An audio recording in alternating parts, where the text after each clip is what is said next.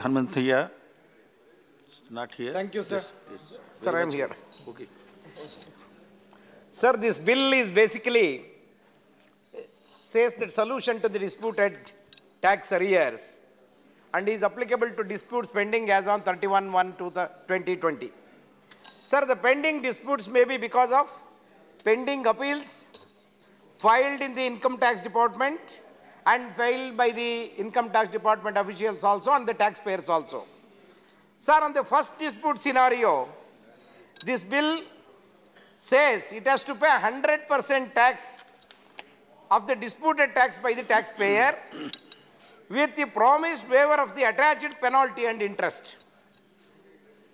Sir, where the dispute relates to only interest, penalty or levy, the amount to be paid by the taxpayer is 25% of such demand with a promised waiver of balance 75% of the total amount. Sir, on the second dispute scenario, the solution envisaged in the bill is 50% of the disputed tax by the taxpayer with a promised waiver of the attached penalty on interest. Sir, for the dispute scenario, I wanted to explain to you that taxpayer is aggrieved person since the assessment order has been passed and he has to pay the tax determined as per the order. The taxpayer's first appellate authority is Commissioner Appeals. The Commissioner Appeals, who is part of the department, as per the existing norms, sir, in an appeal by the taxpayer is pending for adjudication before the Commissioner Appeals, he has to pay 20% of the total demand and wait for the appeal in order at the Commissioner Appeals office. Sir, the taxpayer has to pay the balance 80% demand afterwards after the Commissioner Appeals give an order. Sir, now, but still go on further appeals to the Income Tax Tribunal, that is ITAT, to seek the relief. Sir, in the order of Commissioner Appeals, gives full relief to the taxpayer, the 20% demand amount paid back with interest by the department. Please. Sir, I have not yet started, sir. Please. Your time I have is not yet started party time is consumed. No, please. एक minute और दे देते हैं आपके कहने से तो 2 भी दे देंगे. Sir, in the normal course, the taxpayer is required to pay only 20% of the total demand of the first appellate stage, wait for the appellate order. But bill induces him to come forward to pay 100% tax. That is the basic flaw in the bill. That is what I sincerely feel. Sir, with the promised waiver of the accompanying interest and penalty, which is not fair on the part of the taxpayer. So I say, a better proposition would be 50% of the tax portion with a promised waiver of the accompanying interest and penalty.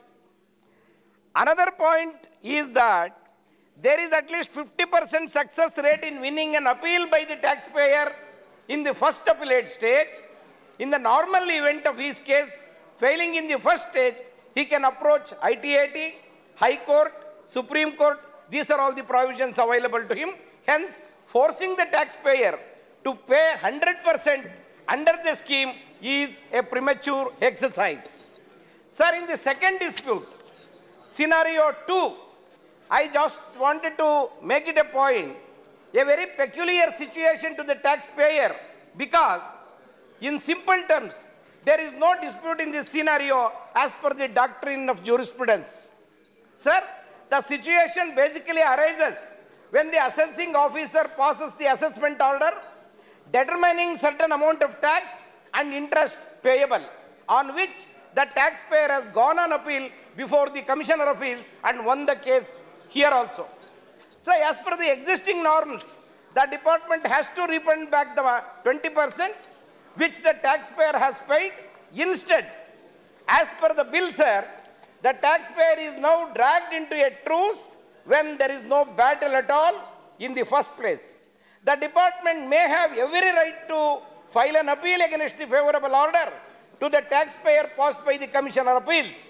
But there is no presumption here that the ITAT, that is Income Tax Appellate Tribunal, may reverse the judgment passed by the Commissioner of Appeals, which is highly premature and forcing the taxpayer to surrender in advance. Sir, here again, since the assessing officer passes the order, giving effect to the order of the appellate authority, within 30 days of the appellate order, once the register of the assessing officer, so where is the question of inducing the taxpayer to pay 50% of the tax demand and seek amnesty when such tax itself has vanished from the register of the assessing officer? Thank you. So that is why, and there are possibilities of misusing of this opportunity also, make their black money into white money. That is another option in this. So I request the Honorable Minister to answer my questions and seek a better option to the taxpayers and legally that they can pay the taxes Thank you. in the coming days. Thank you very much, sir.